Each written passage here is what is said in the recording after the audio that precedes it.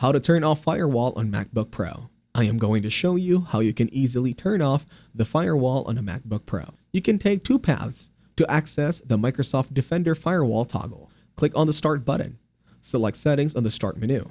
The Settings panel appears on your screen. Select Privacy and Security on the left. Select Windows Security on the right. Select Firewall and Network Protection from the following list appearing on the right. The Windows Security panel appears on your screen with the Firewall and Network Protection category already selected. Choose Domain Network, Private Network, or Public Network. On the screen, you will see additional firewall-related links to the following.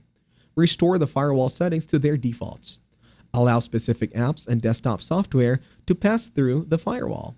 Change the firewall notification settings. Add and modify inbound and outbound rules. Add and modify connection security rules. Under Microsoft Defender Firewall, click on the toggle to set it to on or off.